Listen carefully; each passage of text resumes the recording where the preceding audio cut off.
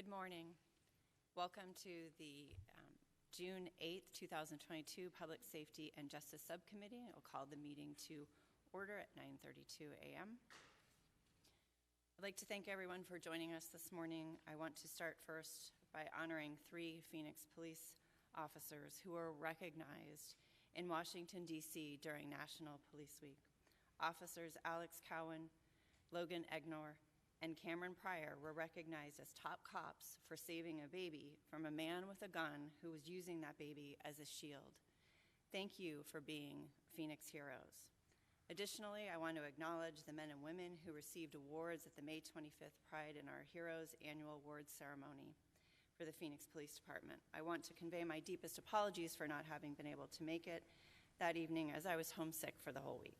However, that night's award ceremony was the first in over 2 years where we were able to be back in person. A special congratulations and thank you to the 69 recipients of the Medal of Life Saving, the 26 recipients of the Medal of Valor, the 10 recipients of the Medal of Merit, 3 volunteers who were recognized for their work and efforts with our police force, and the highest honor, the Medal of Honor, which was posthumously awarded to Officer New, who lost his life on May 31st, 2021, when he was killed by a drunk driver in the line of duty. This following week, on May 31st, I joined Mayor Gallego and Councilwoman Stark at the intersection where Officer New was struck to unveil a plaque, a memorial in Officer New's honor. His wife, mother, and grandmother, the members of his Black Mountain Precinct, police leadership, and community members gathered to pay respect to the ultimate sacrifice Officer New made to keep his community safe. Thank you to all family members who endure the worry every time their public safety family member walks out the door. And lastly, some positive notes for a family who knows all too well the struggle and emotional toll the life of a public safety family can have. I was blessed to join City Manager Jeff Baton as Officer Tyler Moldovan returned home from his out-of-state therapy center. In December, Officer Moldovan was ambushed and shot several times.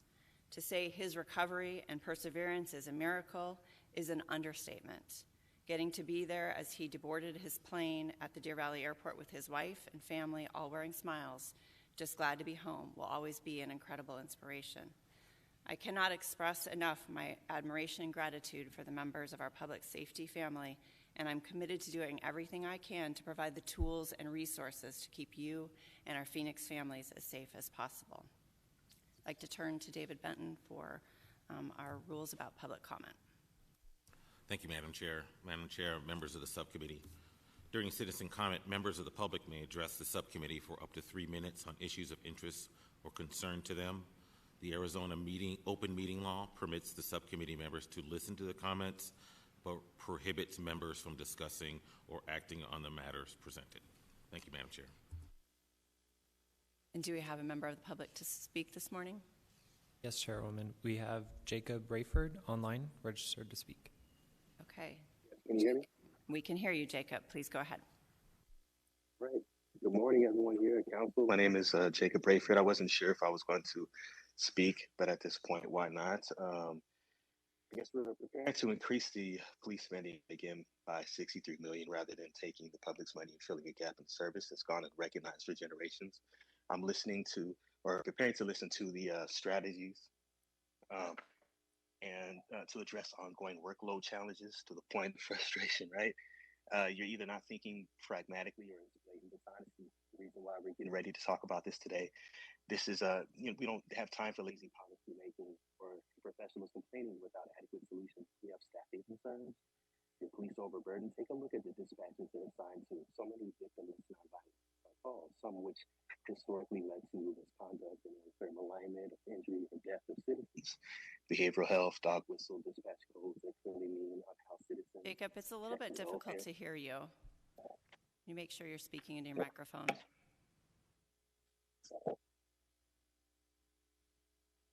Please continue. 1 second. There you go. That's much better. All right. So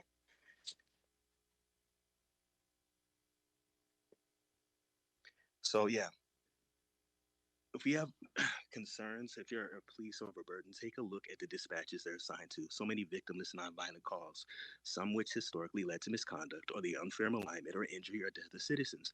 Behavioral health, dog whistle dispatch codes that clearly mean unhoused citizens, check welfare that's typically high in a lot of districts, loud noise disturbances, substance abuse. Why are we treating these types of calls as existential threats rather than assessing them through the lens of community liaisons, practitioners, behavioral health specialists, etc.? Where is the conversation about CAP program today? We want to hear that. Why is this not treated as a viable solution to overburdened departments when clearly they can assess the aforementioned calls and streamline police services? You're expecting officers who are trained to instinctively view people through the lens of criminality and potential existential threats to address calls that are philosophically outside their purview. And that's not debatable. For the purpose of self-preservation, officers are trained to instinctively de-escalate. And since the use of deadly force is so ingrained in their work culture that guns rather than tasers are on their dominant side, that means de-escalation potentially and historically through loss of life. That code of conduct, that philosophy is not in harmony with the aforementioned types of dispatches police are assigned to. That in itself makes CAP your solution. Treating CAP as a first responder department rather than an auxiliary program is the solution. I'm part of an advocacy group coincidentally titled No CAP, or the Neighborhood Organized Crisis Assistance Program, and we have a list of ways to enhance community experience with first responder systems through practical steps. We will happily continue to reach out to everyone here, and because when you treat police as a universal tool, nobody wins. And we're still waiting. Again, if Jeff Barton, the city manager, is listening, we are still waiting on those tweets, those public-facing tweets about CAP that we were promised directly. It's been 3 weeks. It's time to look at things through practical means rather than partisan means. My name is Jacob Rayford, and thank you. Thank you for your comments. With that, I would ask for a motion to approve the meeting minutes for the last meeting. Move to approve. Move to approve the meeting minutes. And a second? Now that I'm not the one making the motion, I refuse. No, I'm kidding. I second it. We have a motion, a second. All those in favor, please say aye. Aye. Any nays? Motion passes unanimously.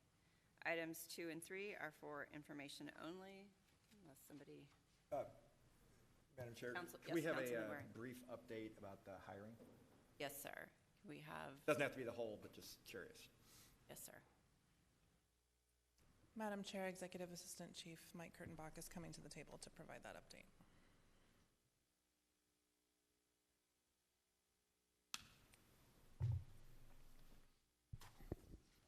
Madam Chair, members of the subcommittee, Councilman Waring, I want to make sure that I address any specific questions you have. Is it just in general, or what would you like me to address? In general, but I think at our meeting last month, I came away, and frankly, that's when I go door knock and everything, that's why I share with constituents, that there had been at least, because I think this is our biggest issue of the moment, certainly at the City of Phoenix, so it does come up. You know, I got the impression that things were on at least a small uptick. Is the trend still going up, and is it accelerating going up, if that makes sense? Madam Chair, Councilman Waring, members of the subcommittee, yes, we are on a positive trend. We're seeing numbers that we haven't seen in well over 2 years. Excellent. We just had a graduation from the Academy 2 weeks ago.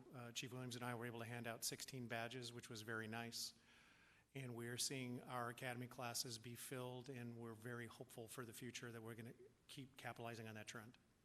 Do you have any, maybe this is an unfair question, but like how many officers, new officers, would that translate to over the course of, say, through December? And then how does that compare to the number of officers that are in the process of retiring? Madam Chair, Councilman Waring, so let me try and address this holistically. I think you're all aware that we just initiated a rebid within the Patrol Division effective this Monday. So we were down to 977 available first responder officers as of last week, with 1,096 being what we consider to be minimum staffing.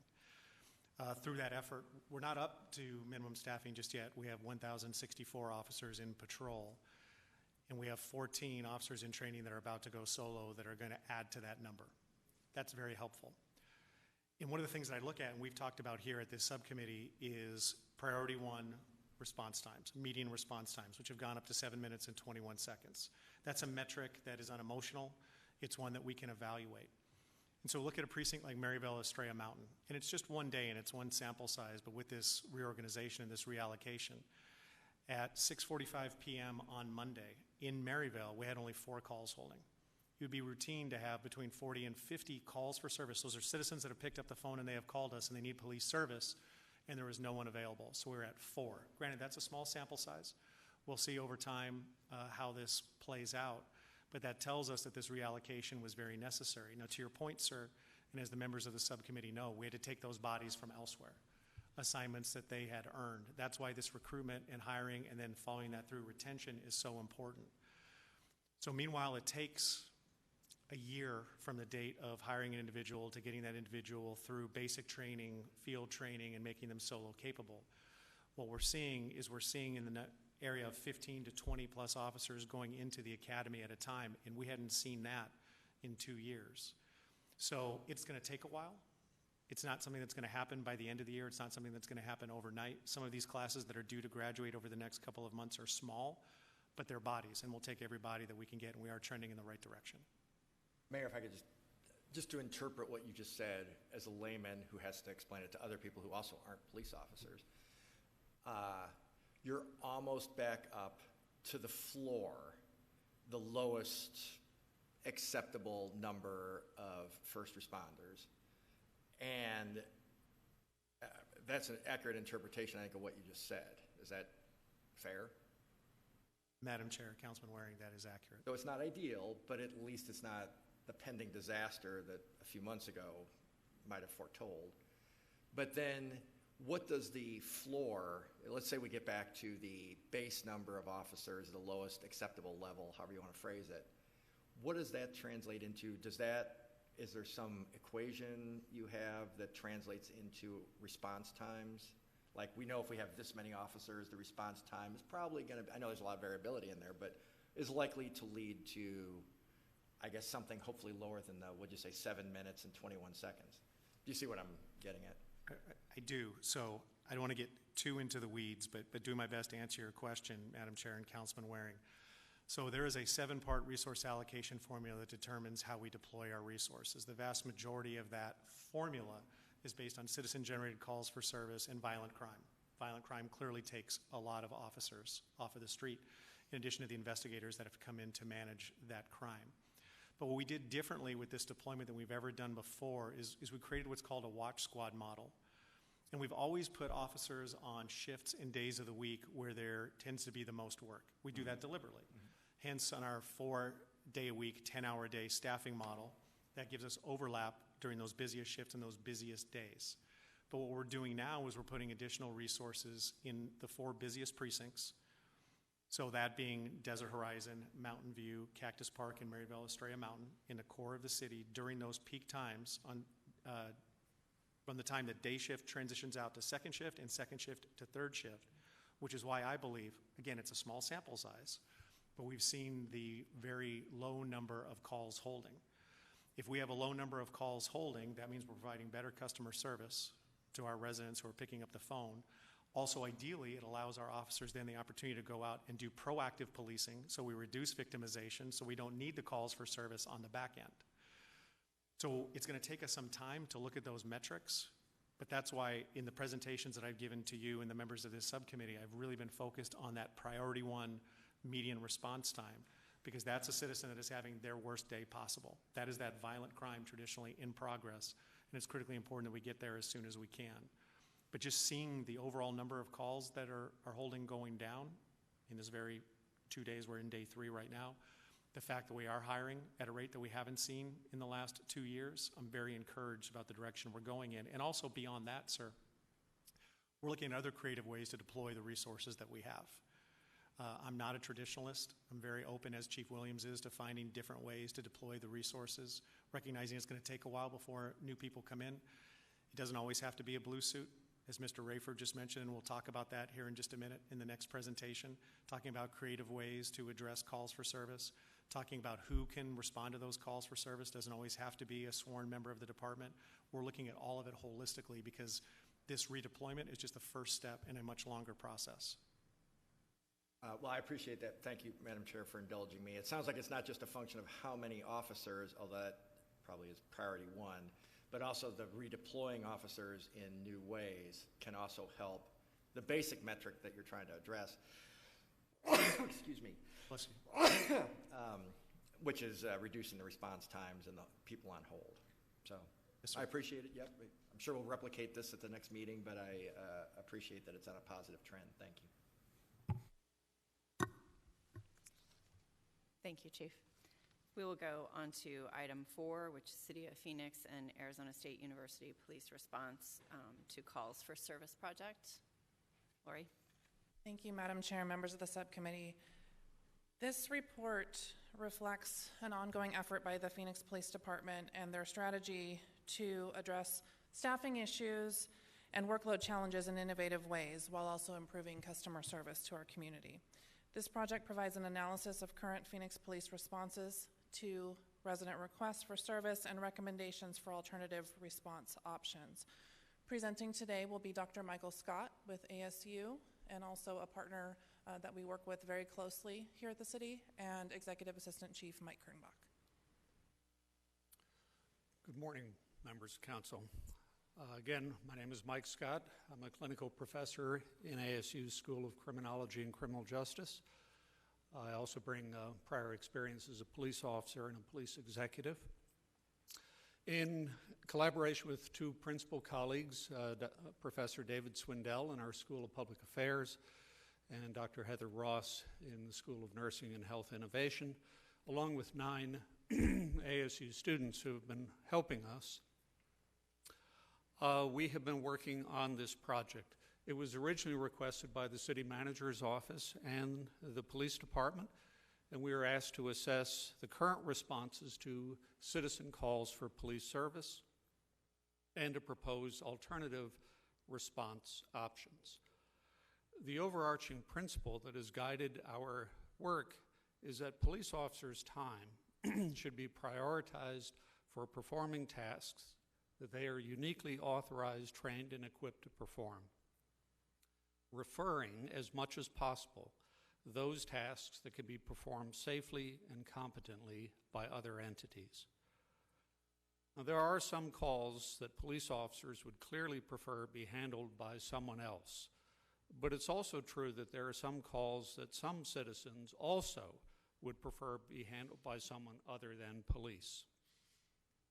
Police officers, no matter how they act, can be inherently intimidating to some people or be perceived as a threat to some people. So sometimes police presence is exactly what's needed to establish order and restore peace, but there are times in which it has the opposite effect. Our project will be looking at and is looking at both how the calls for service are handled in the communications center and in the field. The project has 2 primary components. The first is an analysis of all calls for service that were handled by Phoenix Police in 2021. This is approximately 2 million calls of approximately 200 different call types. We have prioritized these 8 call types. They were prioritized by the Phoenix Police Command Staff. This project, originally we had identified 11 call types, but that was subsequently revised. 4 of these call types, vehicle crashes with no injuries and minor damage, civil matter standbys, check welfare calls, and noise complaints, typically involve personal contact between a police officer and a citizen. The other 4, parking complaints, intrusion alarms, abandoned vehicles, and found properly, typically do not involve that personal contact. Our analysis will entail reviewing the resource demand from these call types in 2021. This will be done by calculating the number of calls times the number of officers dispatched to a call times the average time spent on each call. We will be reviewing research and practice from other jurisdictions regarding police handling of these call types, and we are also conducting a cost-effectiveness analysis of the various response options. A second aspect of this project is to conduct an in-depth review of all calls for service received on one randomly selected date, March 4th, 2020, to determine whether mental health was a significant factor in that call, and if so, how. It's the case that mental health can be a factor in many call types, but not all of them get coded as such. In fact, our preliminary analysis shows that there are about 8 times as many calls in which mental illness appears to be a factor as are officially coded as calls involving mental health. Projects like this to periodically review calls for service is a good practice for all police agencies and has been done for many decades. Each call type can be assessed for the most cost-effective response, taking account of the nature and urgency of each call, who should handle that call, when it should be handled, and by what mode. So among the common alternatives, and by alternative we mean the alternative to sending the next available patrol officer to show up in person, common alternatives include sending somebody in person, but a non-sworn police employee to provide the service. For example, that could be a police assistant in the current arrangement here in Phoenix. Another alternative is in person by the next available official, but not of the police department, by some other entity. So this could include crisis intervention counselors, EMTs, private security firms, animal control officers, or private service providers such as towing services or locksmiths. Another option is sending somebody in person, but that it be a particular person, not just the next available. And so, for example, these are matters that are not urgent, but they are important. And so it may be important to send the Neighborhood Services Division official who is assigned to a particular neighborhood rather than anybody to handle that particular matter. The same is true within the police department, that it may be more important to send a particular police officer to handle that matter, even if it might take a bit longer. The scheduling time to meet with a particular officer rather than having any available officer handle these matters. These, again, are not urgent, but they are important, and community action officers are often the best people to handle such matters. Another option is to handle the matter by phone, online, or by mail. And this might include things like filing motor vehicle crash forms, itemizing stolen property, and so forth. Another option is to request that the community member come to a police facility to receive the service that they're requesting. This could include things like bringing found property to a police facility. What's critically important here is to ensure that when there is a genuine emergency requiring police, that the resources are available to get officers there right away. But this is a perpetual challenge in policing, is not to let the urgent lead us to ignore the important. Every minute that a police officer is performing one task represents the lost opportunity for that officer to be doing something else that might be more valuable to public safety. And one of the most problematic opportunity costs is when patrol officers lack the time to perform proactive tasks that could actually prevent crime and disorder, because all their time is consumed with reactive tasks responding to crime and disorder that has already occurred. So here are some preliminary recommendations that we have regarding the response to the 8 selected call types. We will be doing more analysis and may revise these. And I want to acknowledge that some of these recommendations might require changes in law or policy or creating new positions. With respect to handling vehicle crashes in which there are no injuries and only minor damage, our primary recommendation is that these crashes be investigated by other than patrol officers, to include some self-reporting by the drivers themselves or assigning them to non-sworn police assistants. Some other jurisdictions in the country have created traffic department investigators outside a police department, and some have even privatized this and outsourced it to private companies. With the civil matters standbys, again with proper screening of the call to determine whether or not there is danger involved in the call, as much as possible we would encourage these be referred to police assistants or to the community assistance program. It's also the case in some cities that they require that there be a court-issued civil standby order in place before the police will actually respond to that. For the check welfare calls, again with proper screening to determine dangerousness, here too we would urge that these be referred to a civilian community assistance program or to some other crisis response team.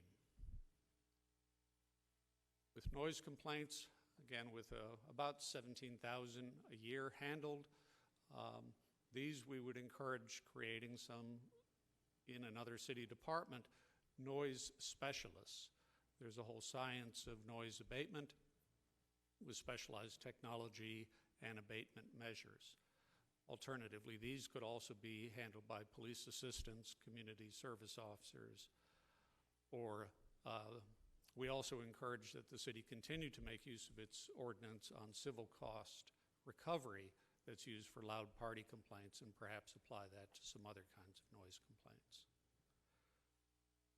With intrusion alarms, with about 36,000 handled per year by patrol officers, our recommendation is to move toward a policy called verified response, with the initial response provided not by the police but by alarm companies and or private security firms, with police responding only to alarms that have been verified as being suspicious. Somebody has seen that there's an open window, an open door, a suspicious vehicle in the parking lot as such. A number of departments around the country have adopted this approach, reducing their responses to intrusion alarms by as much as 90% without any significant increase in burglary. With regard to found property, the main shift here would be to request the finder turn the property in at a police facility unless that property is either dangerous or suspect to be part of a criminal investigation.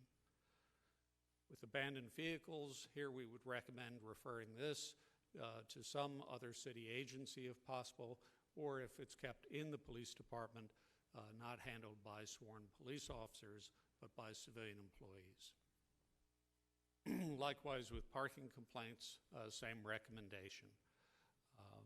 And for both of these, abandoned vehicles and parking complaints, it's less important which department handles parking enforcement than it is that parking and abandoned vehicles be handled primarily by other than sworn patrol officers.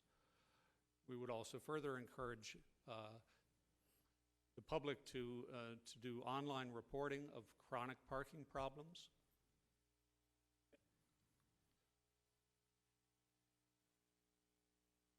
The core lesson that's been learned from these studies over the years is that it is critical that police provide the community realistic service expectations and then meet those expectations, rather than to provide them with unrealistic expectations and then fail to meet them. Often, even if citizens initially expect that a uniformed police officer will appear at their front door 5 minutes after they call, they often are glad to wait a bit longer or to receive the service in a different manner if they have reason to believe they will get quality service. You can imagine a citizen who calls the police, who's been waiting impatiently for the police to show up, is then met by a frustrated police officer who has been running from call to call and who needs to hurry in order to get to the next call. It's essentially a recipe for bad police service all the way around. For many service requests, it's not a question of whether the police should or should not handle the matter, but what contribution the police can make to addressing that concern or problem. The police might be needed to take some immediate action, but then be able to hand it off or hand it over entirely to another entity that has the right expertise, resources, and authority to complete that service request. The overall goal is to provide high-quality service efficiently by conserving the scarce and special resources of the police for tasks they are uniquely qualified, empowered, and trained to provide. And with that, I'd be glad to answer any questions. Councilman Waring? Thank you. I just had a few questions about a few of these. It sounded like this has been used in other jurisdictions or other states. The vehicle crashes, letting people self-report, how does that affect insurance? Shouldn't really affect insurance. The insurance decisions are made on the basis of a report. The drivers just file, they can be required to file report. If I'm self-reporting, I don't care if I was guilty as hell. I'm probably writing in my report. Wasn't me, it was the other person. In the absence of an officer to sort that out, how is the insurance company supposed to make sense of who's really to blame? How do we sort this out? So, Madam Chair, Councilman Waring, what Dr. Scott is proposing are some best practices that our agencies around the country have adopted. Arizona state law is very prescriptive that a member of the police department doesn't have to be sworn, must go and take that report. So as it stands right here in this state, it's either a sworn member of the police department or a police assistant or somebody who's otherwise non-sworn but must be a member of the department that files that crash report. So self-reporting isn't actually an option? Not currently under Arizona state law, sir. That probably should have got mentioned somewhere in this. I mean, if we know we can't do it, why are we even talking about it? Dr. Scott did mention at the beginning that there were... that we can't do it? Well, no, that there were some laws, and so I think maybe instead let's start with which recommendations could we not implement currently under statute, or based on statute or any ordinances City of Phoenix has? Could you outline those? Chief Kurtenbach. Madam Chair, members of this subcommittee, as it stands right now, and Dr. Scott, let me go back so we can do this. We'll talk about intrusion alarms. Phoenix City Code is very clear about the police department's responsibility with regard to intrusion alarms. Code 1076, 7601, 77, 78, I believe 86 and 1069 are clear about our responsibilities. As it stands right now, the alarms unit down our public records and services unit has approximately 10 staff. Those staff are paid exclusively through this program, and those are fees that are recovered for subscriber fees. Like I'm a resident of the City of Phoenix, I pay alarm subscriber fees and false alarm fees. So those generate about $2.6 million in revenue a year. It's meant to be a cost-neutral program. Right now, it's about $2.4 million to run the program. So to the point that you asked, Councilwoman O'Brien, Madam Chair, as policymakers, policy can obviously change, but I believe your question was what would have to change for that to happen. As it stands right now, it's very prescriptive. Also, with regard to abandoned vehicles. We have contracts with tow vendors, and those tow vendors ultimately auction those vehicles, and we get 40% of the proceeds of those sales from those vehicles, 34% of the total sale. I apologize, I misspoke. Auction proceeds for the current fiscal year are $1.3 million. So once again, the code speaks to that. That doesn't mean the code can't be changed, but just answering your question, the code is specific to that. And also with regard to, let me go back to the noise complaints. We do have ordinance in place there that speaks to fees that are associated with those party calls, those noise complaints as well, and revenue that's gathered there.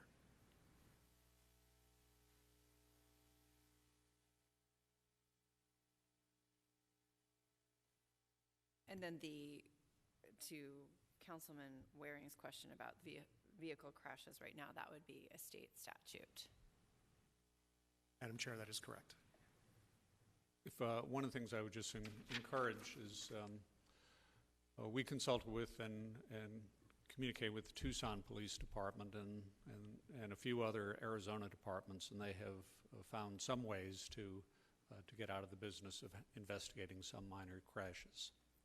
So we just encourage maybe a deeper kind of assessment of what the current law mandates and allows, and how some other agencies have been able to adapt even under current Arizona law. Yes, sir. Councilman Waring, sorry, I'll come to you in just one second. Do you have more questions, Councilman Waring? I do, but want to, okay. please, and then. Councilwoman Ansari. Thank you. Mine are somewhat in the same vein. So first of all, thank you so much for the presentation. I think this is going in a really great direction, very encouraging. My questions are mostly around, looking at all of these and the variety of options you've shown us. What are your next steps to kind of, will this be presented to us in a phased approach, or looking at, what is the timeline to start moving on some of this to take the burden off of our armed officers? Madam Chair, Councilwoman Ansari, we do have a couple of more slides in the presentation that will touch on what our plans are for next steps. Would you like us to go through those and then see if you have additional questions? Okay. Sorry, before we go there, I do have a couple questions on this section before we go there. Oh, You want to go first? you go ahead, Councilman Waring. Okay, thank you. I just kind of wanted to go over, I sort of had thoughts on, if not all of these, most of them. So the self-reporting we can't do on the vehicle crashes, but we can use police assistance. It was a little unclear to me, and we already do, or we could do more of it, taking the burden off officers. Like how much would that help, I guess is what I'm looking for. So, Madam Chair, Councilman Waring, we do use police assistance now in the field, in patrol, to take those crashes. So the minor crashes, we're already doing the recommendation, or there's some mix? There's a mix. Okay. So we have our motor officers in the traffic bureau that take collisions. We have patrol officers that take collisions. We have police assistants that take collisions as well. But it isn't solely police assistants or non-sworn. So if I could just use this as an example of what I'd be looking for going forward, I guess when we get to the next part about the recommendations, maybe it's already in there and I'm jumping the gun. But it sounds like if we hired more police assistants, we'd accomplish the goal of getting more officers, as we talked about in the previous item, out there to respond to the violent crimes and so forth. So you'll give us, would you send us a number of how many more police assistants it would take so no officers have to go out to the minor crashes? Because it seems like that would be the goal. We can do it under state law. It doesn't mess with who's writing these reports, as the state clearly is sort of has the same thought, it sounds like I do, about how that might go with insurance. Is that something we can expect? Like, how many more of these folks do we need? We've already got some. How many more would do the job completely? Madam Chair, Councilman Waring, Assistant City Manager Bays has been very supportive and has been very challenging of us, telling us to identify what those numbers are so we can present that to her, and then we can, of course, bring that back to you. Okay, thank you. The civil matter standby, I mentioned this when this came up before. You have one tragedy out of this where you have a non-sworn or somebody who either doesn't have a weapon or whatever, and it goes wrong. We're all going to bear some responsibility for that. That makes me uncomfortable. So I know you're looking for the one terrible tragedy in thousands of things that might otherwise go smoothly. I'll just tell you that makes me nervous. So, put it in your report and everything, but I don't know that I'd necessarily support that. The check welfare is more mixed. It sounds like you're talking about screening the calls, and I think that's very wise. Obviously, again, that can go wrong, but I'm certainly willing to listen about that. The noise complaints is one. We have the rental issue is now front and center. This probably takes on, 10 years ago, sure, great. Now that's probably a decent sized call for service. Said 17,000, I'm surprised it's only that. It's definitely something that comes up when you go through neighborhoods that have a lot of these, for sure, and you and I have talked about this, and other members of your staff have as well. So when you talk about the civil cost recovery, I think you talked about revenue, but not exactly how much. How much of the onus of that is on the citizen? I mean, how does that actually work? Madam Chair, Councilman Waring, are you talking specifically about the noise complaints? Yeah, but I'm in the context of, the short-term rentals now, it's just a much different climate than it would have been 5 or 10 years ago. Now you've got houses obviously being rented out, they're big parties, not all the time maybe, but I can't believe the 17,000 isn't a lot higher number than it used to be. I certainly am getting a lot more calls, I guess I'll put it a different way, about noise complaints than I did 5 years ago, for sure. So, Councilman, the last full calendar year numbers that I have are for calendar year 19, so I recognize that these are a little dated and the numbers may be higher. Okay. But we responded or invoiced on 334 incidents during that year, and the invoice average was just a little over $100 at a time. Now, it can be much higher than that. That doesn't even pay for the officers right. that respond to it. It's a nominal amount. We'll work to refresh these numbers, however. Okay, I appreciate that. And, if people are renting out a house for $1,000 a night, a $100 fine doesn't do anything. It doesn't help the residents. And I think people don't always react to the officers at these parties the way you might expect. I can't even imagine how it's going to be if it's somebody who's, an assistant or something, as word spreads about that. So I am concerned that that issue might actually get more prevalent than it already is. But I understand also it's not violent crime and so forth. So, but that's something that I would hope we would consider, that this has got to be something that's rising. Maybe you'll surprise me and the 17,000 number has shrunk, but that's not what the calls to my office tell me. That's not what my door knocking tells me. So just something to think about. The intrusion alarms, it sounds like that pays for itself. Didn't you say 2.1 million in cost and we recover 2.6, or did I get it wrong? Madam Chair, Councilman Waring, it's 2.4 and 2.6. It's almost cost neutral. Okay. And we're getting that money back from the alarm companies, but we are sending actual officers to the alarms. Yes, sir. Okay. But we could still recover the costs and divert the 10 staffers to other duties if we hired 10 assistants to deal with the intrusion alarm program. Is that a fair statement? So, Madam Chair, Councilman Waring, those are 10 civilian staff that are located in the alarm section of our Public Records and Services unit that process all of these invoices, all of those subscriber fees and the false alarms. Plus, we teach classes. It's prescribed under city code that we would teach classes for those that have repeated false alarms. So if we were to go, as Dr. Scott said, in a different direction and not respond or have verified response, and the city code was changed, which would allow us to do that, then could we reprogram those 10 staff members that are in public records to do other things? Well, clearly there are other needs. We could do that. They would then be absorbed into the general fund. But in terms of, it would have to be a broader policy change on who responds to the actual alarm activation.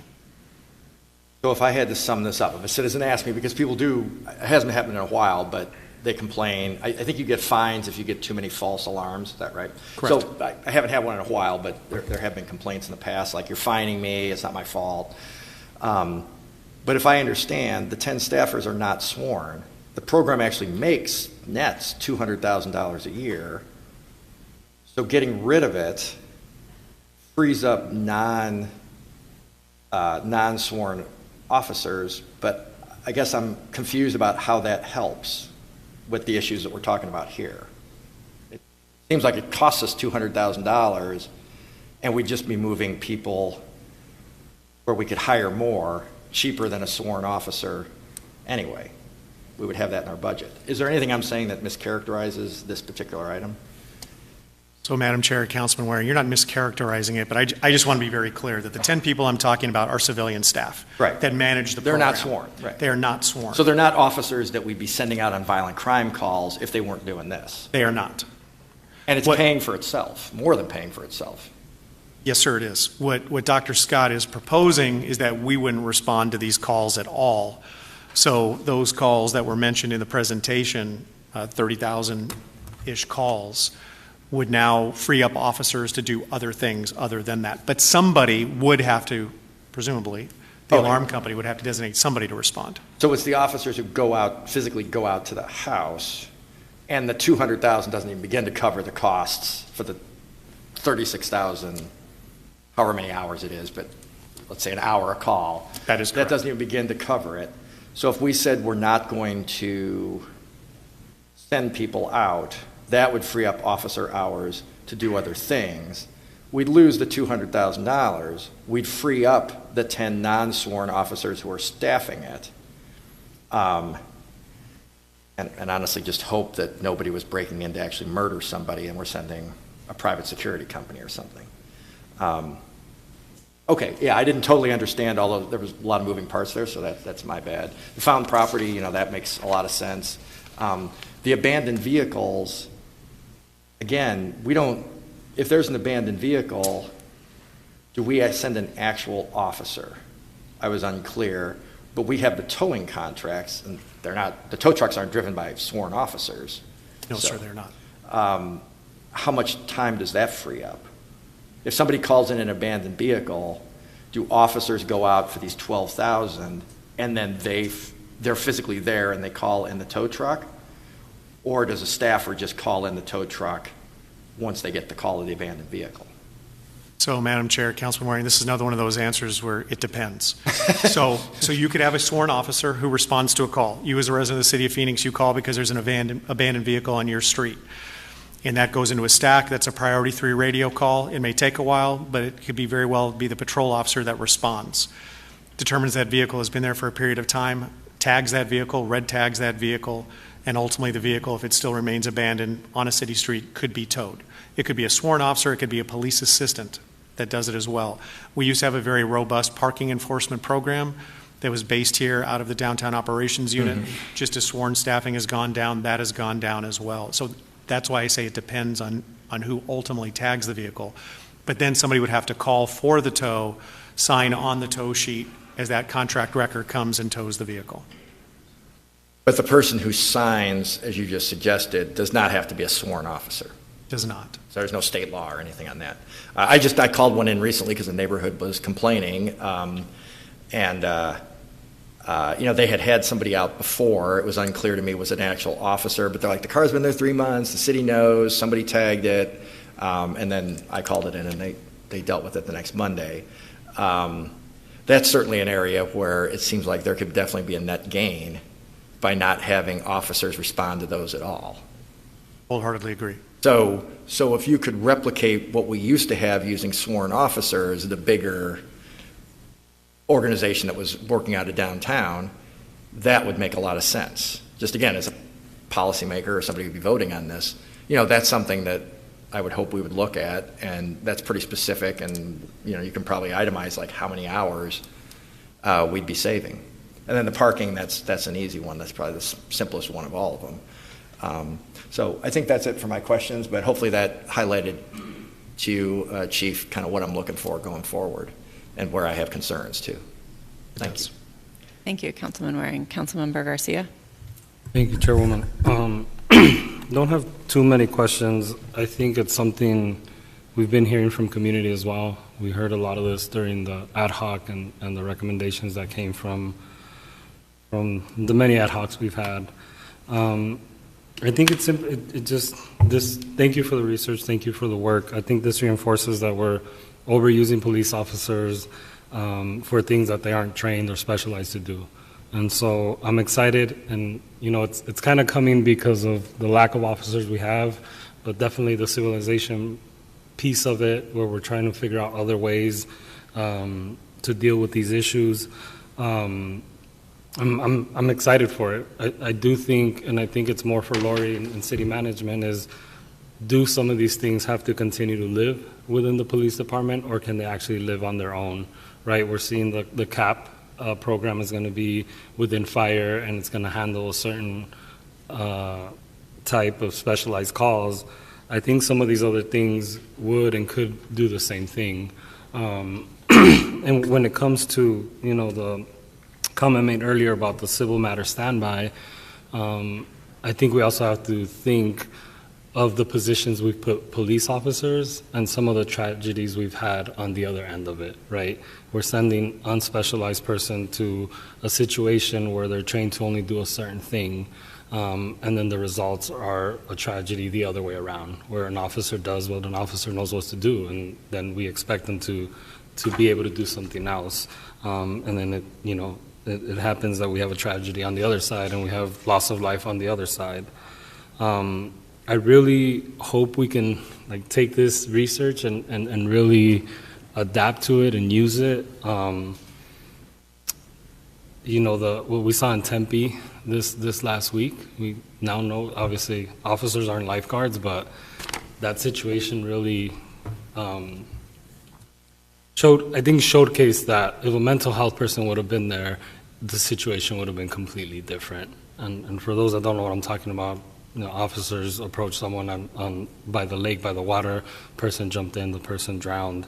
And officers, for whatever reason, whether they weren't able to convince them not to walk down or unable to jump in because of what they had on themselves, it ended in the person losing their life. So really excited to continue to kind of explore this. I do think that the the self-reporting happens a lot now. I know we send non-police responders, but also on minor crashes, you see folks exchange insurance and they go on their ways. And so I do think that's something, whether state law permits it or not, it already happens, just like we send other folks. So would love to see if we can take this, and I don't know how these were broken down, whether it was for the research, at least the areas, but it would be interesting to see as staff or even within the police department if these can be turned into units on their own, and then we train them to handle those situations on their own. And it makes a little too much sense as I'm saying it, but I think it obviously is something we haven't done, and I'm excited to figure that out. And also, I like that we're looking at other places. We saw, I think we mentioned it a while back, I think it was Berkeley, California, who did a whole traffic and unit outside of the police department. That their simple purpose is to handle those things. So yeah, looking forward to doing that, and anything we can do to be helpful, to continue to explore, to do what we are set out to do, which is provide people a service, a specialized service with the best people possible. Just like we wouldn't send a park staff to handle a water issue, I would expect us to be able to get to a place where we could diagnose the societal issues we have, and we can send a specialized person to that issue. Thank you. Thank you, Councilmember Garcia. I would like to go back to the comments, Dr. Scott, regarding mental illness as a factor in police calls. And you made some comment, or there's a slide about on March 4th, you looked at some calls, but one of the comments you made is that you believe that there's probably more times that should maybe be flagged as having mental illness as a factor. Can you talk a little bit more about that, please, and how you determine that? Yeah, the method that we used is when every call is entered into the CAD system in the communications division, oftentimes the call taker will then type in some additional notes as a reminder what to tell the responding officer. And we analyzed those call notes looking for key words that might be indicative of a mental health issue. So we're not able to say definitively, because we don't have body-worn camera for all those. We didn't interview the officers. We didn't have the time to read any reports they may have written. So it's really just an assessment of the call notes that seem to indicate that there is some mental health component. And there we find that as many as 8 times as many, seem to have some mental health dimension to it, as are officially recorded as a 918 call. And that makes sense because mental health is often just a contributing factor. And it could be a contributing factor in a homicide, in a noise complaint, in a neighbor dispute, all kinds of things. So there are good reasons why it gets coded as something else. What we would like to see, ideally in the future, is that it not be perhaps considered a call code by itself, but that there be a way for the officer and or the call taker to simply indicate this mental health appears to be a contributing factor. That would give us a better sense of how much mental health is playing a role in policing. So in this slide, the 148, is that how many you believe should have been coded or had that maybe that additional code? Yeah, we don't say that they made a mistake and should have coded it differently. It just means that we think there is evidence, some reason to think that mental health was a factor in that call. So instead of 18, you believe the number would have been 148? Possibly. Yeah. Roughly. Yeah. Okay. All right, thank you for answering those questions. So you can finish the presentation, Chief.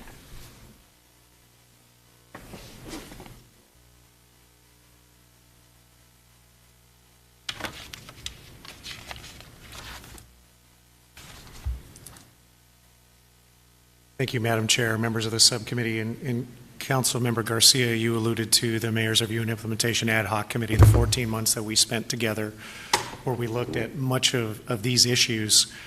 And I'll refresh everybody's memory. Going back to February of 19, the department worked on a partnership with the mental health service provider to provide training in communications. Communications, as Dr. Scott just alluded to, those are the call takers. That's that intake, that first point of contact, where how that call is categorized and how it's handled is so critically important for what information even gets to the field. So as we've expanded that partnership, and I've heard it alluded to having a member, a mental health professional on the floor at communications kind of as that coach. That was a word that I heard, to guide and to train our call takers and our dispatchers. We've built upon that. And what we present to you today are really one more call type that we want to move forward with, and that's incorrigible juveniles. That umbrella radio code of incorrigible juveniles. There is no necessary criminality, but what happens, Councilmember Garcia, as you know and as you said, is that we, as the most visible form of government, become that fallback. A parent wants us to respond because their child won't go to school or whatever the case may be. So we want to handle that differently and not have our officers respond. Going back to some of the discussion that's happened here, and Councilman Waring, you talked about it. So much of it depends on those 10 W's that our call takers ask to ascertain the nature of it. Then there's 4 additional questions that they're being trained on to determine if it's best to divert. Incorrigible juveniles, we believe that's an easy one, relatively speaking, that there's no criminality. And then expanding those that are in crisis in one form or another. Maybe it's suicidal ideations, maybe it's a third party who's calling. Recognizing that this uniform isn't always calming, that if we can find those professionals, those practitioners in those fields that can go in that partnership with Solari, they're willing to do that, and we're prepared to roll that out so that we expand those call types that we don't go to, particularly as it relates to this incorrigible juveniles and those in some form of crisis. And then talking about next steps.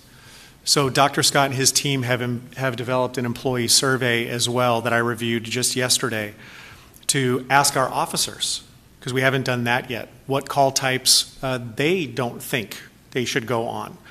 And to dig a little bit more deeply into this presentation on if the analysis that's been conducted by the researchers aligns with our officers' experience, which will then ultimately help Dr. Scott and his team to complete their study, because this is a draft, but it has been a while since we've been before you, and we wanted to present before you go on break, and then work with Assistant City Manager Bays and Chief Williams to then operationalize what we have, so this isn't just talk. What are those things that we can take away from our officers? What are those partnerships that we can identify, as Council Member Garcia just alluded to, that they perhaps maybe would be better served or would free up officers to do other things, particularly those priority calls for service? How can we approach the way we deploy differently? Those are those next steps. And that now concludes the formal portion of the presentation. Thank you, Chief. I'm going to let Councilwoman Ansari finish her questions based on the rest of this. Sure. I guess just a little bit more specificity in terms of operationalizing, as you just mentioned.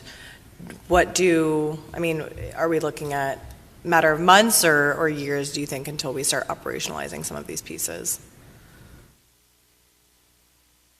Madam Chair, Councilman Ansari, my hope would be this is months. There are, and it'll depend a little bit on what Dr. Scott has left to do, but he has done so much work, and then presenting that to city management, and then seeing what we can do. So it isn't an all or nothing proposition. Right. What are some of those things early on that we can implement that free up our officers, that better serve our community? I think you can see that fairly quickly, but I'll defer to Assistant City Manager Bays. Madam Chair, Councilwoman Ansari, my expectation is that by the end of the calendar year, we would be able to at least come back to you with some initial proposals of ways that we can move forward on some of these 8 recommendations so that we can get that ball rolling and actually operationalizing this into 2023. Okay, so will that include it seems like all of these different proposals that were put before us, some are easier, some are, the noise specialist is one example. Do we currently have noise specialists at the city, or is that a new position that we would be hiring for? We would be looking to add positions for most of these items. If we were going to operationalize them, we wouldn't necessarily be able to just reassign it to someone else, because we're adding to individuals' workloads. So while we do have neighborhood specialists and other folks who do similar types of work, we would need to add additional positions in order to really accomplish what we need to accomplish here. Okay, and then is it a correct understanding that in some of these cases, like that one, for example, those individuals would then be housed within neighborhood services as opposed to the police department? That's part of what we're analyzing right now. That's possible. Okay. Okay, I think that's all my questions, but thank you again. I think this is headed in a really positive direction, and I think this, once implemented, this will make a really big difference, not only for the police department, but for the community. I think kind of like Councilman Waring said, a lot of the, constituent complaints that, we get as council members are, a parking violation, and, then nobody came for hours because, and they understand that obviously police officers are busy with much more important calls, but I think for the city to be able to provide the services that we want to provide in a timely manner, when it doesn't need to be an armed officer, will be really positive both for us and for our constituents. So I'm very excited about this. Thank you. Councilman Waring. Thank you. So first, I'm positive about this too. I know I always seem unrelentingly negative. It's just a quirk of my personality. Probably why I don't have many friends. I don't know. But realistically, I think it's moving in a positive direction. I'm really trying to ferret out how positive, how excited should I be about this? How much burden will this take? I do think the incorrigible juvenile, that's probably an excellent example of where it can be used, as long as you go through the screening and everything and you're sure. Because no, officers shouldn't be, escorting kids or making them go to school. That's just not, maybe that worked in small towns decades ago or something, but I don't think that's going to work now, for sure. I did have a question though, so you and I have talked about this before, Chief, that the frontline officers respond to, I think, unless it's a different number now, 1.2 million calls a year. Is that accurate still? So, Madam Chair, Councilman Waring, there are over 2 million calls that come into communications every year, between 2.1 and roughly 2.3. And of those in the screening, it's about 660 to 700,000 dispatch calls. So those are citizen generated, in addition to the on-view calls that our officers initiate. Okay. So let's just say 700,000, where they actually go somewhere. Is that, if I was interpreting what you just said, the officer gets in the car or is already out driving around and they go to a house or they go to a store or something where there's been a call for service. There's 700,000 of those. That is correct. Okay. So I added up, you've got vehicle crashes, 30,000, civil matters, 25,000, yada, yada. So there was 199,500, we'll round to 200,000. Where do they fit in? Are those 200,000 of the 2.1 to 2.3 million? or are they 200,000 of the 700,000? So, Madam Chair, Councilwoman, you're going to love my answer again, because it's a mix. There remains to be seen. We'll see. But it's a mix, the reality. And so I just want to make sure everybody understands that delta between that 700,000 and that 2.1 to 2.3 million. Some of them are duplicate calls. Some of them are already where the call takers, maybe it's a transfer to fire, because it's actually a fire issue, but we receive all of those calls. Maybe it's an education piece. That's why there's that gap. So some can just be handled over the phone, but I would say, in what Dr. Scott has done, he and his team and his fellow researchers, the majority of those he identified, it actually requires a blue suit to go out and handle that call. Okay, so these roughly 200,000 requires an officer, whether they're sworn or not sworn. Well, if I could clarify the numbers, if you're looking at the numbers that we had in our slides, those are calls actually dispatched to patrol officers. So it's really out of the 700,000, not the 2.2. Okay, all right. Thank you for clarifying that. So I had put for vehicle crashes, I had put it's mixed because we use non-sworn officers. But I think what Dr. Scott is telling me is that the 30,000 were the ones handled by sworn police officers, if I interpret what you just said. So, Madam Chair, Councilman, I am trying to not confuse you, but Okay. that's not entirely accurate. So those are 30,000 calls that are dispatched. I think that's what Dr. Scott is saying.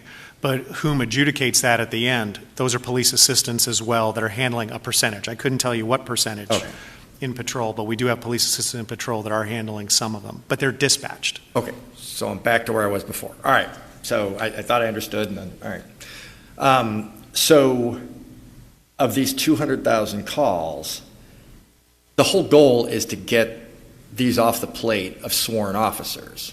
So I'm just trying to see like the scope of whether it's a third of the total calls roughly, or 10% if we're going with the 2.1 to 2.3 million. Regardless, it's not an inconsiderable number of calls. But if you're starting to say, well, but at 15,000 of these vehicle crashes were actually already handled by non-sworn officers, now we start chipping away at how much of a percentage of the problem that we're facing we're trying to address. I probably mangled that, but hopefully I'm trying to get like the scope of like what percentage of the calls that sworn officers respond to are set up in this. And the biggest one by far is the check welfare at 66,000. Again, I can see using non-sworns for that, the same way with the incorrigible juveniles. But we need to be sure because, again, that could go wrong. But that's really the big one. I suspect the noise complaints are going to go up. I'd be surprised if they don't, so I'm kind of curious, about that. I think intrusion alarms, was second by a fairly decent margin as well. Found property, it's not that many, hours. If you just, I know it's not true, but let's just say it's 1 officer hour for every, so 3,500 hours for the found property. Please focus on where the big pots of gold are. And in terms of how fast we can turn this around, I know we have to authorize it, vote on it if we're changing ordinance and stuff. That takes a little bit of time. But I would certainly hope it wouldn't take, you said a full year to put an officer out on the street. It shouldn't take an equal amount of time to put out somebody to deal with parking. It seems like the turnaround on that should be a lot quicker, to Councilwoman Ansari's point. How fast can we expect to see results? It's just a question of, are there people out there that we can hire? We have lots of departments. I could name a couple where we got more vacancies than we've got actual people working, like street cleaning. So, it's not necessarily 100% guaranteed that we can fill enough spots to get officers back to doing the more important jobs. But the faster we can find that out by putting out hiring notices, the better. So I know you talked about the end of the year, but if you could try to expedite while focusing on where the real help would be, which it seems like would be check welfare, potentially juvenile calls. I don't think you gave us a number for that. And the intrusion alarms, that's again what I'd like to see. If we've already got people who can do the found property, that's great, but it doesn't free up that much officer time, really, compared to some of these others. So that's what I'm hopeful to see. I would certainly hope we could see it, by the fall, and then start hiring and get people trained and get them out in the field as fast as possible. Because it could potentially really help, depending on what numbers you use. It could definitely take a fairly heavy burden off the officers. And I appreciate that you're going to go ask them as well, what do you think about, what calls are you seeing? Honestly, I didn't realize that hadn't been done. I should have asked, I guess. That should be very informative because they're out there doing it. I mean, I know you've done it, Chief, but, it's been probably a few years. So, I think just they're going to be like, maybe they're going to be like, oh, yeah, those rental properties, geez, I'm spending like 20% of my night now doing that. That wasn't even a thing 5 years ago.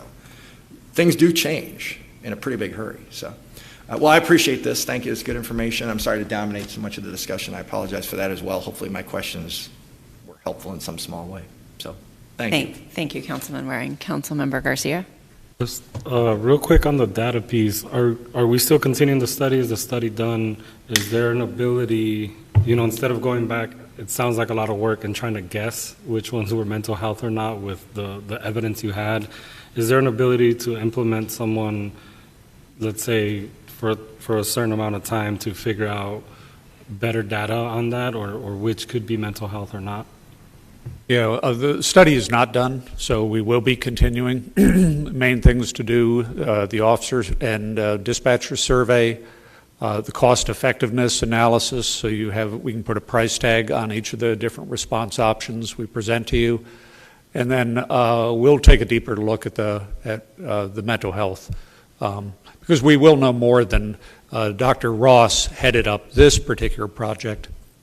And when she's available, we'll do a deeper analysis to see what were the keywords that showed up in the calls that indicated it, and we're also going to gain some more information from the officer survey about mental health. We've got questions on the survey about that as well. Thank you. That would be helpful. And another thing that came up as the conversation was happening is, speaking to the juveniles.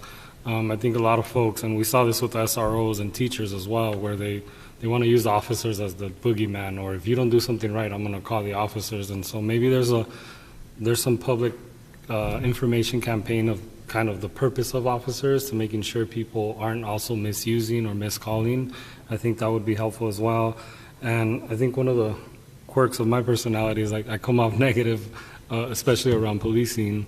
But I do think there's a piece of mental health of the officers that we need to look into. And I really like the incorporation of what they need to do. Spoken to officers that hate when they have to go, on go play dog catcher or whatever we make them do. And so I know that there's a lot there where officers would prefer to spend their time doing the things that they were set out to do, rather than, what they end up doing. And so I would appreciate a piece around that, both on officers, where they feel and where they should be, but also, Chief Kernbach's been telling us this for years, even before I was on council. Officers get to see people on their worst day. That does something to officers as well, right? And so what does that look like to be intentional about alleviating the mental health issues that might arise for officers when they're constantly seeing people every day in that state? Thank you, Councilmember Garcia. Thank you very much for the presentation today. This is, I think, very helpful information, and I would challenge city council or city staff to look at how could we potentially incorporate some of these things sooner rather than later, as Councilmember Waring said. If they're the pieces that may need city ordinance changes, or those kinds of things, should obviously be done later, but bring those to us so we can start that process as soon as possible. But let's get the low-hanging fruit and get our officers answering those high priority calls, as well as getting our constituents the services from those who will best be able to serve them. I'm thrilled to hear you say that, incorrigible juveniles, that's not necessarily the best place for police officers.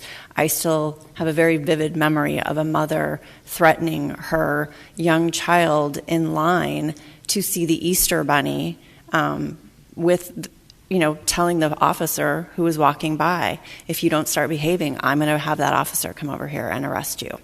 It was a horrific experience as a fellow mother, and so I think it's terrible when we threaten our juveniles with police officers in the wrong kinds of situations. So I look forward to how we can better change that, as well as some of these other areas. I do also, though, caution that we look at them carefully so that we're not putting ourselves in a position that we're not sending the right person, the right service. So I look forward to it. Again, thank you, Dr. Scott. Thank you, Chief Kurtenbach and Lori, for this presentation. And we look forward to seeing you sooner rather than later.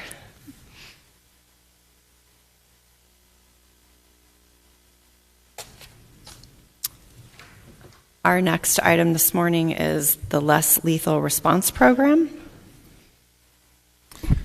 Thank you, Madam Chair, members of the subcommittee. Assistant Chief Brian Chapman is going to join me at the table and will be providing our presentation today.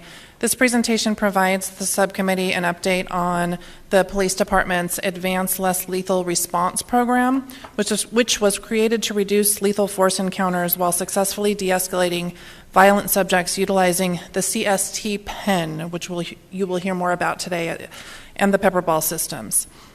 These tools are not new to the department. They are currently being utilized by the Tactical Support Bureau as well as the Downtown Operations Unit. But by allowing these systems in a patrol capacity, it provides officers with additional options in order to resolve high-stress, violent encounters outside of the limited tools previously accessible to them. So with that, I will turn it over to Assistant Chief Chapman. Thank you and good morning. I'm here to talk about these less lethal tools that for the first time are being utilized by our first responders. As Assistant Manager Bays indicated, they have been embedded in our department for a while with our specialty units, like K9, TSB, and our SAU units. But we recognize, as you'll hear through this presentation, time and distance are helpful to us in these crisis encounters. And in a city our size, if our officers don't have tools at their disposal to be able to interact on these scenarios, then those don't work in our favor. So today I'm going to talk about some policy changes, de-escalation, our current training and tools, the pilot program that we completed last year, the results, and the next steps.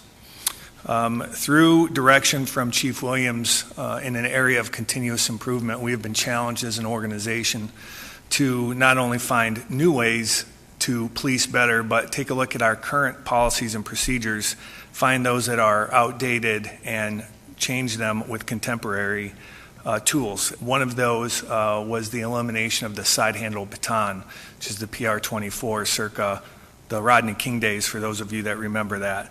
That is a tool that had outlived its usefulness and wasn't something that was really amenable to policing in 2021 and 2022.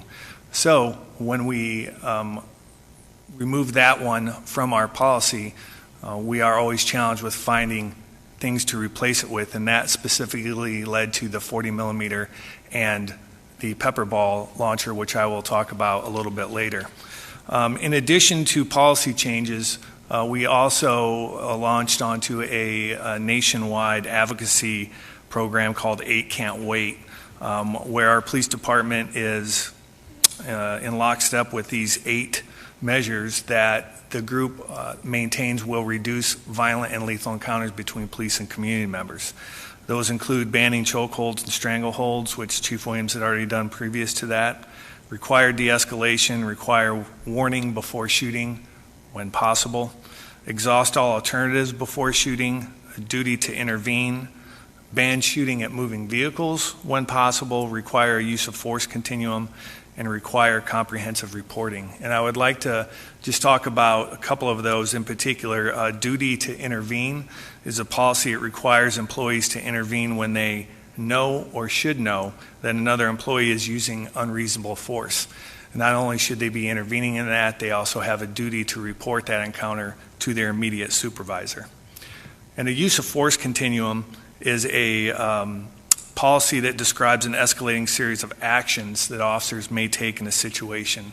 This begins with officer presence, goes through verbal direction, some restraining techniques, tripping and tackling, pointing guns at people, use of chemical agents like OC, use of Taser, our striking and impact weapons, and then eventually deadly force. So de-escalation is a term that we hear a lot. We're going to define it by our operation orders, and that is an employee's intent to resolve an incident as safely as possible to protect the public and all persons involved by reducing the danger through the use of tactics, techniques, and force options. Interwoven with that is our crisis intervention training, because we recognize that a number of these encounters, we are dealing with people in various stages of crisis. So as a baseline, our recruits in the academy are provided with 40 hours of mental health training, specifically on crisis intervention. We have officers that, at their willingness, can attend week-long crisis intervention training to further expand their knowledge and techniques with dealing with this. And we also, all of our reality-based scenarios that we do for our academy and our in-service folks have a component of de-escalation as part of the scenario. Our current training models are used to improve communication and verbal skill sets through a number of things like tactical training. One of our newest is the virtual reality headsets. Last month it was announced by the mayor and the chief that our partnership with Axon, utilizing virtual reality headsets from not only our academy but our in-service folks, has been successful. One of the challenges with scenario-based training is getting people to act in the scenarios and providing a realistic environment for it. With the use of these virtual reality headsets, we are able to have officers interact on domestic violence scenarios, autism, schizophrenia, suicidal subjects, Alzheimer's, PTS, and peer intervention scenarios. These headsets can be used in portable means. They can be taken to different precincts, and it really is cutting-edge technology which helps our officers in the field. In addition to that, we train with less lethal tools. We train with defensive tactics, which we call compassionate restraint, and we have a number of trainings involving mental health and mental health first aid. As a reminder, our currently authorized less lethal tools in the patrol division are the Taser 7. The recommended use for this is between 4 and 22 feet. There are some challenges associated with all of these, and I'll just say, frankly, there is no one tool that's going to be best in every situation. So this is why we have to have a variety of them when we encounter these scenarios. Some limitations with the Taser is the distance. The Taser actually requires 2 probes to contact with somebody, and sometimes those probes don't line up. If somebody's wearing heavy clothing, it's difficult for those probes to connect, and operator error. Next is OC spray, which is our pepper spray. That is a recommended use between 10 and 12 feet. One major challenge with the OC spray is that it does not differentiate between who you're trying to spray and everybody else in a close proximity. So that is one of the challenges that we do deal with as well. Stun bag is in the bottom right-hand corner of this slide is a picture of what that munition looks like, and it is a mesh sock containing some tiny rubberized pellets in it. One of the drawbacks with this is that it's used out of a regular shotgun that we currently deploy with. It's painted a different color, but those mesh socks can catch on a fence or a branch, and it can break apart, and those pellets can go everywhere. So we were challenged to implement something in our patrol division, and that's where this pilot program came into effect with the 40 millimeter and the pepper ball launcher. This pilot program involved 36 officers in 2 precincts, in the Mountain View and Cactus Park precincts. Those precincts were chosen because of the high number of officer-involved shootings and the concentrated violent crime in specific areas of those precincts. This group of selective officers was selected by the precinct commander based on their proficiency and their capabilities in the field. This group is not just designed to deal with this specific program, but we will be using these officers to test additional tools out in the field as well. And the idea behind it is that these officers are first responders, subject matter experts on large tactical events that can provide consult and advice to supervisors on the scene and coordinate resources appropriately. Additionally, the program was overseen by experienced lieutenants with specialized training in tactics and response to resistance.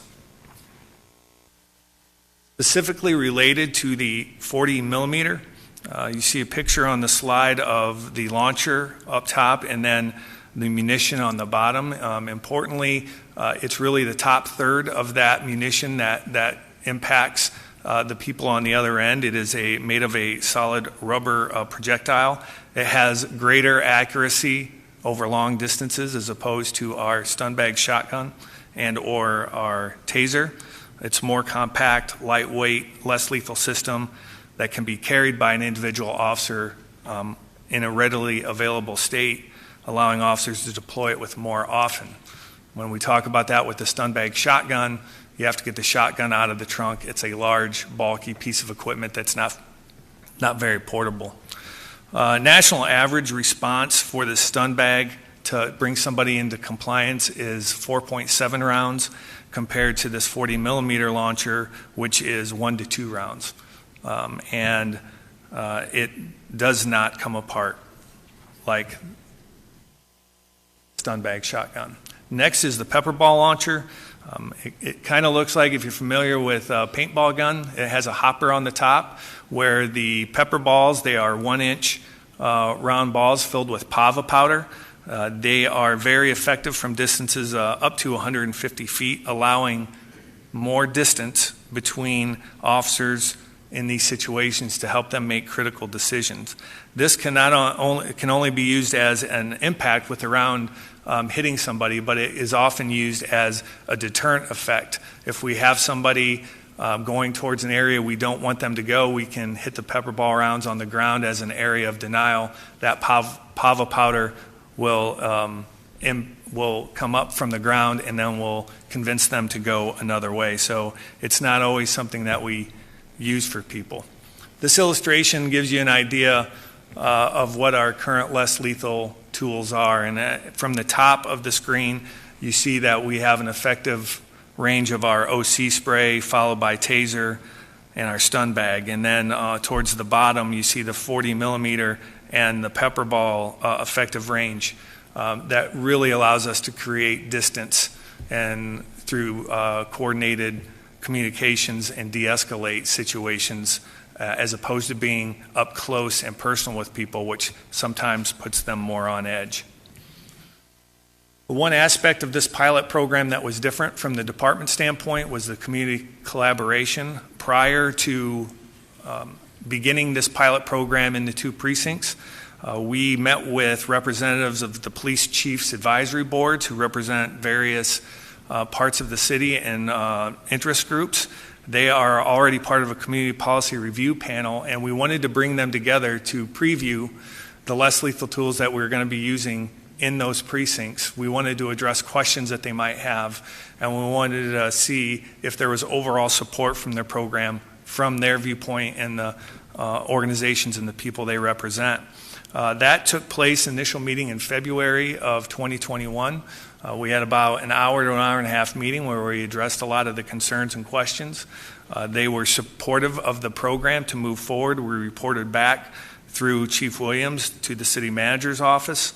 From that point on, we procured the items. We had the officers selected in the precincts, and we kicked off the program in October of 2021, and the pilot program ran from October till December.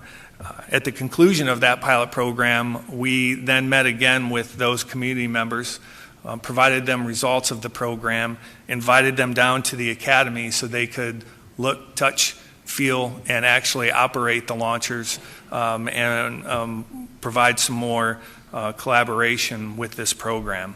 Overall, they again were very supportive of this program. So what did it look like? From October to December, we had 352 total deployments between the systems. Difference here between deployment and discharge. The deployment is when an officer arrives on a scene and deploys from the vehicle with one of these systems in a sling or operating them. These could be going to fights, domestic violence. We have that tool available. Discharging from the launchers is actually pulling the trigger and using the projectile. So of the 350 times that we deployed with it, we used it 34 times. Importantly, during that time, we had 0 officer-involved shootings during the pilot program. And as you're probably aware, last year was the lowest annual officer-involved shooting total in 18 years. I can't say that this was the reason for that, but I will say this is one of the reasons that we are making better decisions and we're giving people tools that they need to make those decisions. I had them run some numbers. We keep track of these, and I just want to provide these for you as well. Tracking total deployments from October until June 1st, there were 858 total deployments of both systems. There were 102 total discharges between the two systems, and most of those occurring in the Mountain View and the Cactus Park precincts. What does this look like in terms of a real scenario? I want to show you or give you 3 examples and then show you a short video. On our first example here, we had a person walking around the middle of the road in a highly populated area of the ASU campus in downtown waving a large knife. The person was clearly in crisis.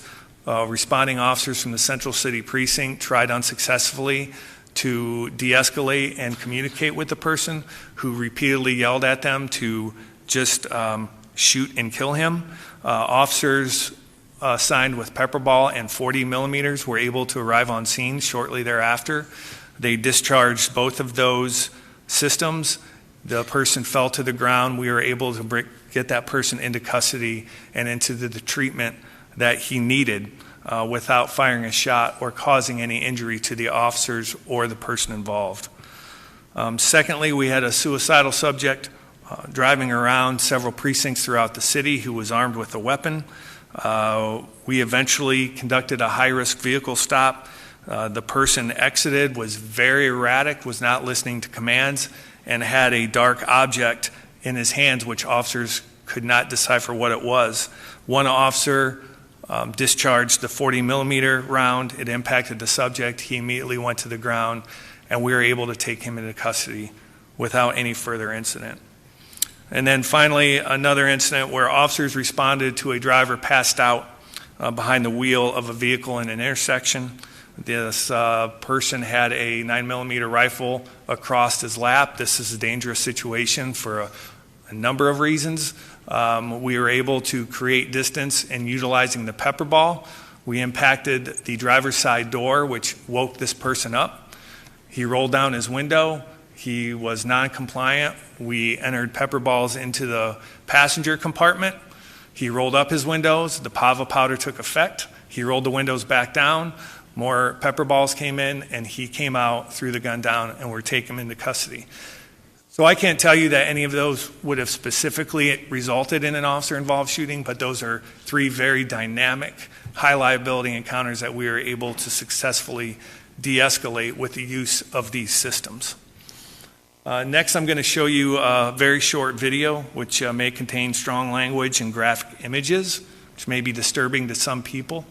Viewer discretion is advised. I just want to set the scene for you. This is on McDowell Road near the 51 interchange. When the video starts, you will see a Department of Public Safety vehicle in front of the camera. They were in that parking lot finishing an accident from the freeway when this subject that you will see on screen wearing camouflage pants and a black shirt came up to them and started a conversation with them. Within about 2 minutes, it quickly escalated. He pulled out a knife. DPS called for assistance from Phoenix PD to come deal with the situation. you will see on the very far right of your screen the officers. We have one officer with the taser, and you have another officer say, I'm going to deploy less lethal. They deploy the less lethal. We'll show you what happens. Having that knife in your hand is not fighting. That's the opposite. That's giving up. You get me? I want to get you help. A knife in your hand is not going to solve it. Hey, you drop it right now, you're going to get hit with it, okay? It's going to hurt. Drop it right now. All right? That's lethal.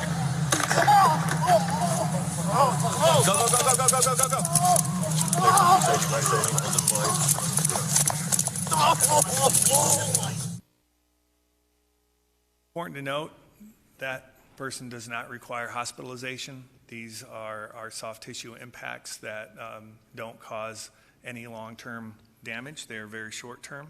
And just by way of finishing up here, this pilot program received positive results from the community and the officers involved in the program. It will be implemented department-wide. We are in the process, or we have purchased 60 more of each of the systems.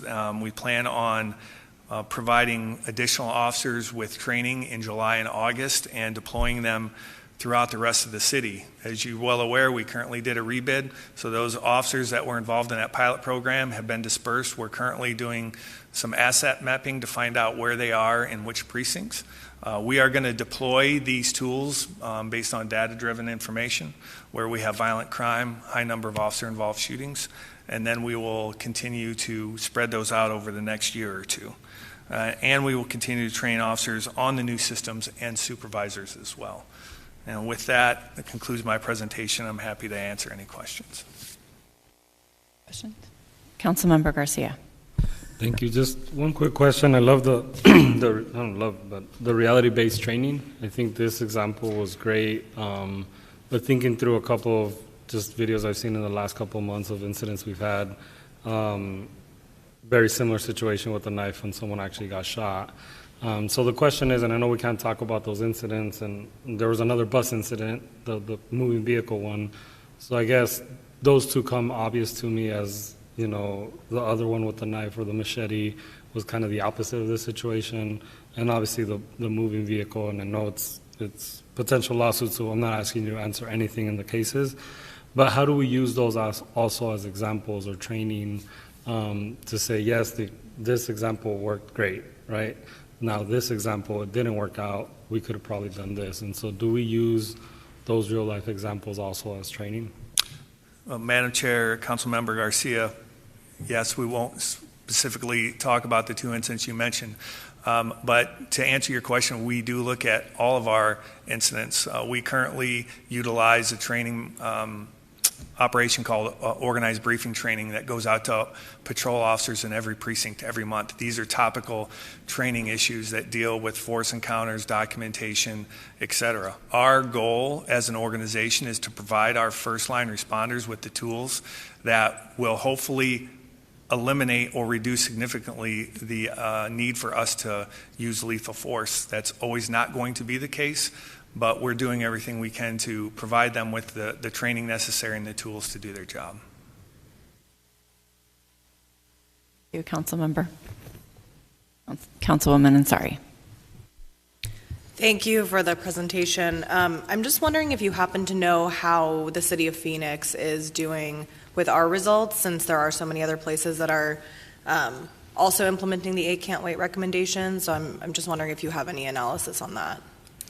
Madam Chair, Councilmember Ansari, I do not have any specific. If memory serves me correctly, we were the 13th agency/city in the United States to come on board with 8 can't wait. We were one of the first large and major cities to do that and come into compliance. And since then, there have been a number of other ones that have come into compliance with that as well. Okay. So there's no there's not an organization that's tracking how each city is doing who has signed on in comparison with one another? So, Madam Chair, Councilmember Ansari, yes, 8 Can't Wait is the organization that is tracking all of this through Campaign Zero.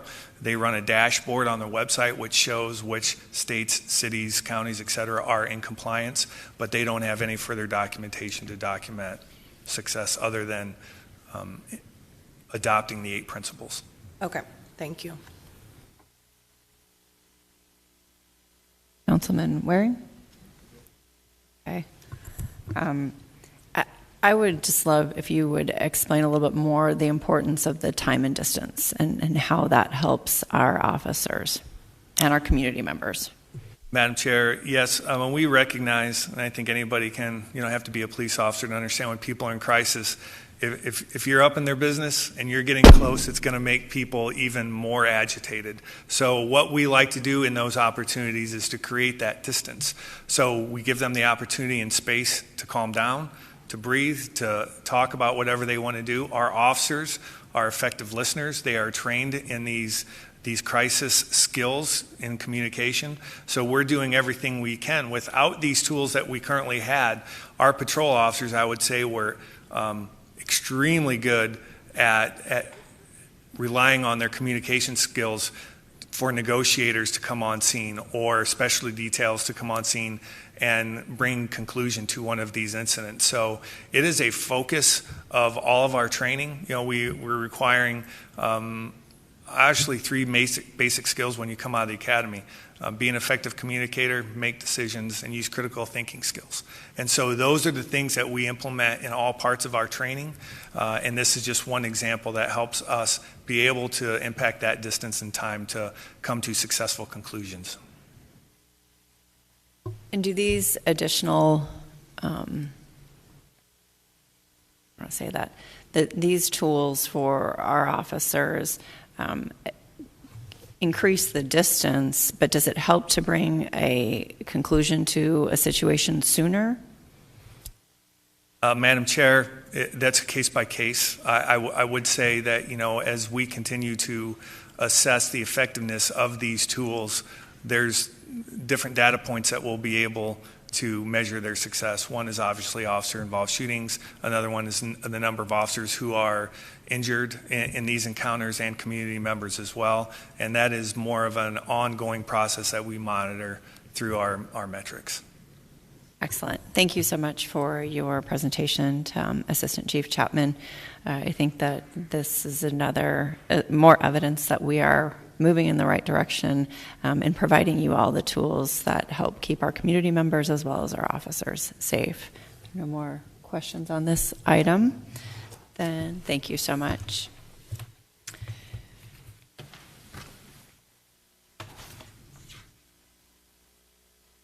So the next item on the agenda, we have no more additional public comments, correct? That's correct. Okay. The next item then would be agenda requests, and I'd like to start off with saying that certainly it seems like every day I'm getting a notification now about another incident of the firing of a gun. And just yesterday, in the middle of our policy meeting, there was an incident in a Walmart in my district. This morning, prior to coming to this meeting, there were already 2 more incidents where citizens pulled guns and fired on another citizen. Phoenix is the 5th largest city in the country, and with an increase of population comes an increase of violence that will only get worse as the temperatures rise. However, we don't have to become the next Chicago. I've spoken with Chief Williams about how we can curb gun violence in the city of Phoenix and what steps and partnerships we can make to provide a safer environment while protecting people's constitutional rights. I'll be receiving regular updates from the chief throughout the summer, and we'll ask that an item be placed on our agenda when we return in September on a program that will be the Summer Gun Violence Project, where the chief and the Phoenix Police Department will be working with the ATF as well as the county attorney's office. In addition, Council Member Garcia requested at the last meeting an update on an ad hoc committee that he chaired along with former Council Member Williams, and I have spoken with the mayor, and she will be bringing that to a policy session when we return from summer recess this fall. Having said that, are there any additional agenda requests? Councilmember Garcia? Yeah, I'd like to request the update on the community assistance program, the CAP program. I know we had a couple of callers today, and our office has been getting calls. I see Chief back there. It would be good to just see where it's at and how community can engage with it. Thank you. Okay. Councilwoman Ansari? I just wanted to thank you, Chairwoman. I also very much want to have a conversation about gun violence prevention. So very excited that we'll be coming back with that and have some ideas based on some things that other cities have done. So I think it's really great that the subcommittee will be talking about it. Wonderful. Okay. Seeing no other comments, then we would have the meeting be adjourned. Thank you all.